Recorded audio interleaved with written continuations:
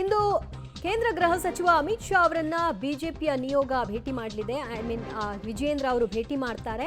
ಎಲ್ಲ ವಿವರಣೆಗಳನ್ನ ಅಮಿತ್ ಶಾ ಅವರಿಗೆ ಕೊಡಲಿದ್ದಾರೆ. ಒಂದು ಧರ್ಮಸ್ಥಳದ ಪ್ರಕರಣ, ಮಗದೊಂದು ಈಗ ಆಗ್ತಾ ಇರುವಂತಹ ಹಿಂದೂಗಳ ಮೇಲಿನ ದೌರ್ಜನ್ಯ, ಇದೆಲ್ಲದರ ಕುರಿತಾಗಿ ಸಂಪೂರ್ಣ ವಿವರಣೆಯನ್ನ ಬಿಜೆಪಿ ನಾಯಕರು ಅಮಿತ್ ಶಾ ಅವರಿಗೆ ಕೊಡಲಿದ್ದಾರೆ.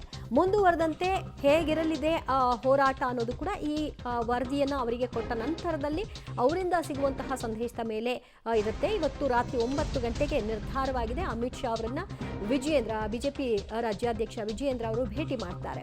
ಒಂದು ಧರ್ಮಸ್ಥಳ ಪ್ರಕರಣಕ್ಕೆ ಸಂಬಂಧಪಟ್ಟ ಹಾಗೆ ಮತ್ತು ಕೊಪ್ಪಳ ಹಿಂದೂ ಯುವಕನ ಹತ್ಯೆ ವಿಚಾರವಾಗಿ ಮದ್ದೂರು ಘಟನೆಯೂ ಕೂಡ ಇವತ್ತು ನಿನ್ನೆ ರಾತ್ರಿ ನಡೆದಿರೋದ್ರಿಂದ ಅದು ಕೂಡ ಪ್ರಕರಣದ ವರದಿಯನ್ನ ಸಂಪೂರ್ಣವಾಗಿ ರೆಡಿ ಮಾಡಿರ್ತಕ್ಕಂತಹ ಬಿಜೆಪಿ ನಿಯೋಗ ಅದನ್ನ ಅಮಿತ್ ಶಾ ಅವರು ಕೈ ತಲುಪಿಸುವಂತಹ ಕೆಲಸವನ್ನ ಮಾಡಲಾಗುತ್ತೆ. ಹೇಗೆ ರಾಜ್ಯದಲ್ಲಿ ಹಿಂದೂಗಳು ಅಭದ್ರತೆಯಿಂದ ಇದ್ದಾರೆ ಅನ್ನೋದರ ಬಗ್ಗೆ ಈ ವರದಿಯಲ್ಲಿ ಸಂಪೂರ್ಣ ಸಾರಾಂಶ ಇರಲಿದೆ.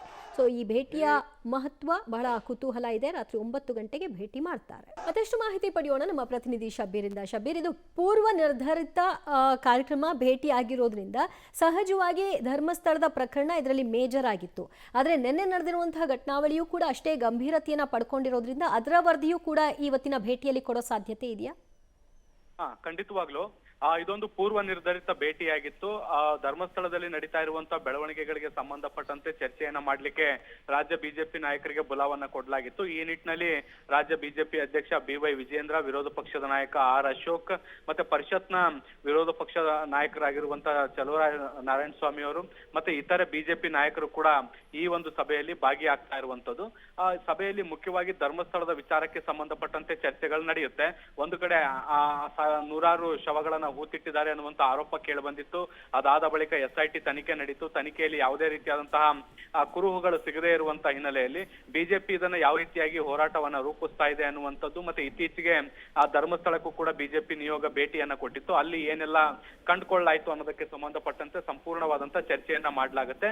ಇದಾದ ಬಳಿಕ ಕೊಪ್ಪಳದ ಗವಿಸಿದ್ದಪ್ಪ ಕೊಲೆ ಆಗಿರ್ಬೋದು ಅಥವಾ ನಿನ್ನೆ ಮದ್ದೂರಿನಲ್ಲಿ ನಡೆದಂತಹ ಕೋಮು ಗಲಭೆ ಆಗಿರ್ಬೋದು, ಈ ಎಲ್ಲಾ ವಿಚಾರಗಳಿಗೆ ಸಂಬಂಧಪಟ್ಟಂತೆ ಒಂದಿಷ್ಟು ಚರ್ಚೆಗಳನ್ನ ಮಾಡ್ತಾರೆ. ಮತ್ತೆ ಇದಕ್ಕೆ ಪೂರಕವಾಗಿ ಒಂದು ವರದಿಯನ್ನ ಕೂಡ ಸಿದ್ಧಪಡಿಸಲಾಗಿರುವಂತದ್ದು. ಆ ವರದಿಯನ್ನ ಕೂಡ ಅಮಿತ್ ಶಾ ಅವರಿಗೆ ಹಸ್ತಾಂತರ ಮಾಡಲಾಗುತ್ತೆ ಅನ್ನುವಂಥದ್ದು ಕೂಡ ಗೊತ್ತಾಗ್ತಾ ಇದೆ.